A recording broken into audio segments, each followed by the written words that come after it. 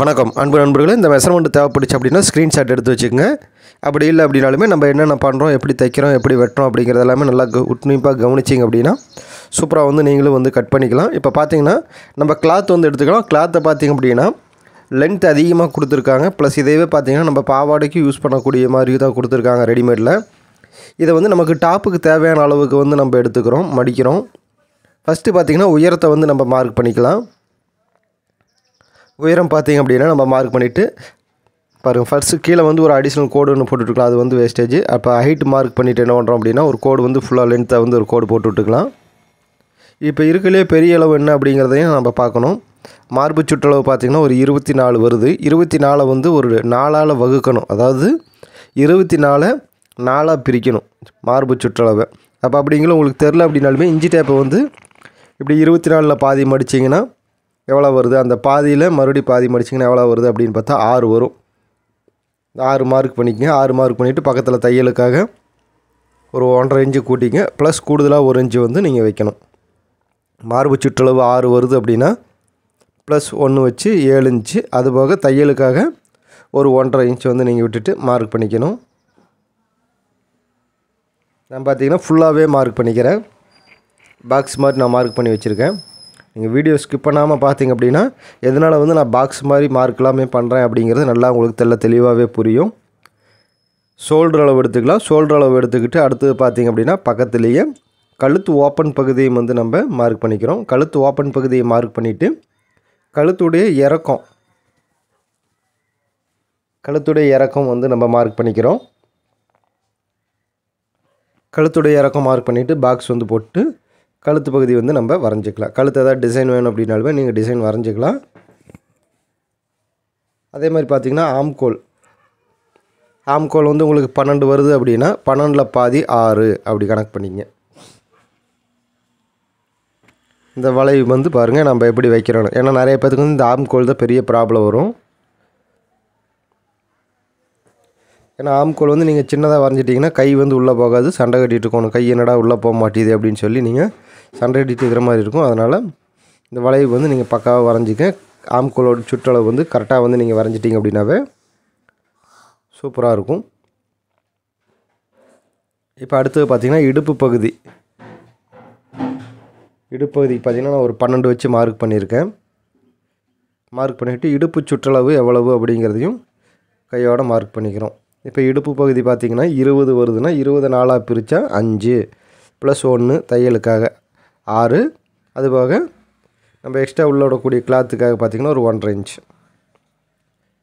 நீங்கள் என்ன பண்ணிக்கிறீங்கன்னா அழகாக வந்து அப்படியே மார்க் பண்ணிக்கோங்க. இப்போ தெரியுதுங்களா பாக்ஸ் வந்து நான் எதுக்காக போட்டேன்னு. அதே மாதிரி பார்த்திங்கன்னா சைடு ஓப்பனுக்காக பார்த்திங்கன்னா அதான் உங்களுக்கு வந்து டாப் வந்து பாவாடை சட்டை டாப் இருக்கு இல்லையா, சேம் அதே டாப்பாட்டு தான். உங்களுக்கு லென்த் வந்து அதிகமாக இருந்துச்சு அப்படின்னா நீங்கள் அதுக்கு தகுந்த மாதிரி வந்து சைடு ஓப்பன் வந்து மாற்றிக்கங்க. நான் இதுக்கு பார்த்திங்கன்னா ஒரு 2.25 இன்ச் வந்து வச்சுருக்கேன். சில டாப்புகளாமே பார்த்திங்கன்னா ஒரு 3 இன்ச் வரைக்குமே வைக்கலாம். நீங்கள் முடிஞ்ச அளவுக்கு பின் பண்ணிவிட்டு அதுக்கப்புறம் தான் கட் பண்ணணும்.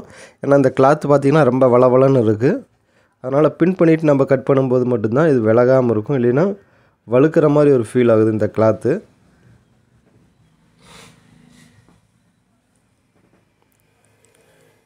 இந்த ஆம்கோல் வளைவு வந்து எப்பவுமே கொஞ்சம் கவனமாக பார்த்து வெட்டிங்க. ஒரு முறைக்கு 2 முறை செக் பண்ணிவிட்டும் கூடி ஆம்கோல் வளைவு வந்து நீங்கள் வெட்டிக்கிறது நல்லது.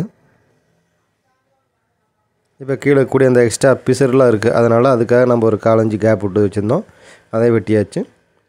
இப்போ அடுத்து பார்த்திங்கன்னா சைடு வந்து ஓப்பனுக்காக வந்து ஒரு ஜக்காவும் கழுத்து பகுதியில் வந்து ஒரு ஜக்காவும் வந்து நம்ம போட்டுவிட்டோம். கழுத்து பகுதி ஜக்கா போட்டுவிட்டு அடுத்தது பார்த்திங்கன்னா பீஸ் வந்து 2ஆக மடிச்சுட்டு, அதாவது நம்ம அந்த 1.5 இன்ச் எக்ஸ்ட்ரா விட்டுருந்து இல்லைங்களா, கரெக்டாக அது பக்கத்துலேயே வந்து வச்சுட்டு மடித்து என்ன பண்ணுறோம் அப்படின்னா ஆம்கோல்லேருந்து 1 இன்ச்சுக்கு வந்து கீழே ஒரு மார்க் பண்ணி விட்டு குத்தூசி இருந்துச்சுன்னா குத்தூசி வச்சு நீங்கள் சின்னதாக வந்து ஒரு ஓட்டை போட்டு வச்சுக்கங்க. இது எதுக்காக அப்படிங்கிறது நம்ம ஏற்கனவே ஸ்டிச் பண்ணியிருக்க வீடியோவில் பார்த்தீங்க அப்படின்னா உங்களுக்கு புரியும். எதுக்காக அப்படின்னா உள்ளே வந்து சென்ட்ரு டாட் வந்து பிடிக்கிறதுக்காக தான் நம்ம இந்த ஊசி குத்து வந்து நம்ம போட்டிருக்கோம். பேக் தட்டும் ஃப்ரண்ட் தட்டுக்குமே பார்த்துக்குங்க. இப்போ வந்து பேக் கழுத்துக்காக இறக்கம் வந்து நம்ம மார்க் பண்ணிக்கிறோம். மார்க் பண்ணிவிட்டு பாக்ஸ் வந்து நம்ம போடுறோம். இந்த பாக்ஸ் போட்டுவிட்டு கழுத்துடைய வளைவு வந்து அழகாக வந்து வரைஞ்சிக்கலாம். ரொம்ப எளிமையான முறையில் பார்த்திங்கன்னா குட்டி லெஹங்கா ரெடிமேடாக வரக்கூடிய அந்த நெட் கிளாத் வருது இல்லைங்களா, அதற்காகத்தான் நம்ம இப்போ கட் பண்ணிகிட்ருக்கோம். நீங்கள் பர்ஃபெக்டாக இதில் வெட்டிட்டிங்கனாவே போதுமானது. ஏன்னா நம்ம அடுத்தது பார்த்திங்கன்னா கிளாத்துலேயே வந்து கை வந்து வெட்டுறோம்.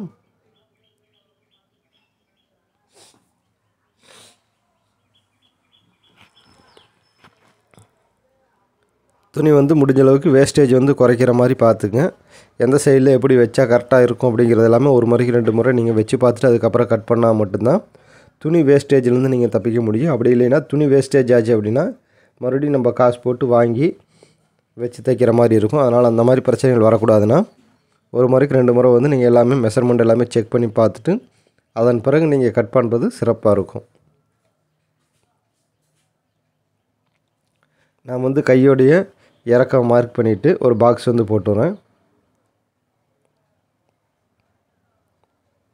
இப்போ அடுத்து பார்த்திங்கன்னா ஆம்கோல் அளவு வந்து நம்ம எடுத்து வந்தோம் இல்லைங்களா, ஆம்கோல் அளவு எவ்வளோ எடுத்துருந்தோம்? 12 பாதி 6 வச்சு நான் என்ன பண்ணியிருக்கேன்னா ஒரு கோடு வந்து போட்டுவிட்டுக்கிறேன். போட்டுவிட்டு தையலுக்காக எக்ஸ்ட்ரா ஒரு 1.5 இன்ச்சு வந்து விட்டுட்டு நான் துணியை வந்து அட்ஜஸ்ட் பண்ணிக்கிறேன். தெரியுதுங்களா? ஆம்கோலுக்காக பார்த்திங்கன்னா ஒரு 6 இன்ச்சுக்கு மார்க் பண்ணியாச்சு. ப்ளஸ் எக்ஸ்ட்ரா வந்து தையலுக்காக ஒரு 1.5 இன்ச்சு வந்து நம்ம விட்டுருக்கோம். துணி வந்து நீங்கள் இந்த மாதிரி அட்ஜஸ்ட் பண்ணி வச்சிட்டிங்க அப்படின்னா ரொம்ப எளிமையாக இருக்கும்.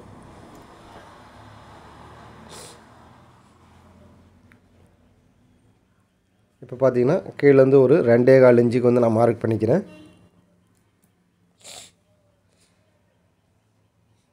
மார்க் பண்ணிவிட்டு இப்போ ஆம்கோல் சுற்றளவு வந்து நான் வரைகிறேன்.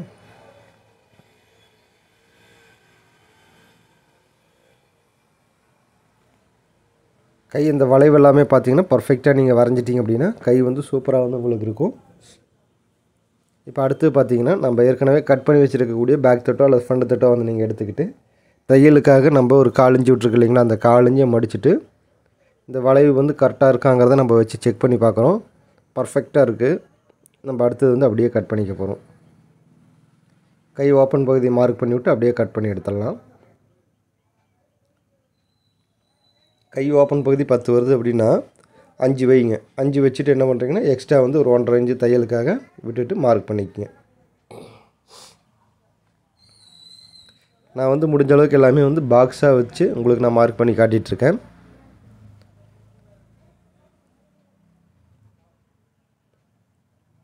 கை அந்த வளைவு பாருங்கள், இந்த வளைவு தான் பார்த்திங்கன்னா பர்ஃபெக்டாக இருக்கணும் மெயினாக. அப்போ தான் உங்களுக்கு இந்த கை சுற்றளவு எல்லாமே பார்த்திங்கன்னா சுருக்கு எல்லாமே எதுவுமே இல்லாமல் நீங்கள் தைக்கும்போது ஃபினிஷிங்காகவும் இருக்கும். நான் வந்து ஒரே ஒரு கை தான் வெட்டியிருக்கேன், 2 கை வெட்டலை. இப்படி நீங்கள் ஒரு கை வெட்டிட்டு அடுத்தது அந்த ஒரு கையை வச்சும் கூடி நீங்கள் துணி வந்து உங்களுக்கு எந்த இடத்துல இருக்கோ அதுக்கு தகுந்த மாதிரி நீங்கள் அட்ஜஸ்ட் பண்ணி வெட்டிக்கலாம். அப்படிங்கிறக்காகத்தான் நான் இந்த மெத்தடை வந்து உங்களுக்கு சொல்லித்தரேன். 2 கை நான் ஒட்டுக்காக வச்சு வெட்டிடலாமே அப்படின்னா ஈஸி தான், வெட்டிடலாம், ஒன்றும் பிரச்சனையே இல்லை. ஆனால் துணி வந்து உங்களுக்கு சரியான முறையில் இல்லை அப்படிங்கும்போது இந்த மாதிரி நீங்கள் தனித்தனியாக வெட்டி எடுத்துக்கிறது சிறந்தது. இப்போ பார்த்திங்கன்னா சூப்பராக வந்து வெட்டியாச்சு. நெட் கிளாத்தை பொறுத்தளவுக்கு நம்ம அப்படியே வெட்ட வேண்டியது இல்லை, அப்படியே வச்சு தான் தைக்கிற மாதிரி தான் இருக்கும். கழுத்து பகுதி பார்த்திங்க அப்படின்னா நம்ம ஏற்கனவே அதிலே எம்ப்ராய்டிங் எல்லாமே இருக்கும்.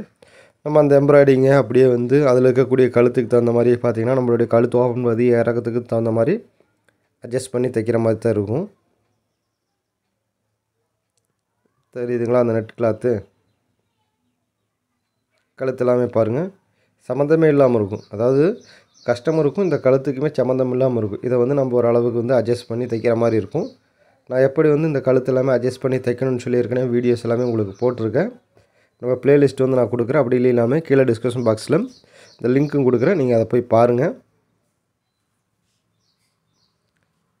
உங்களுக்கு கிளாத் எல்லாமே ஒட்டெல்லாம் போட்டு வரும், அதாவது கைக்கு தனியாக உங்களுக்கு கொடுத்துருப்பாங்க. அதெல்லாமே நீங்கள் பிரித்து விட்டுக்கலாம்.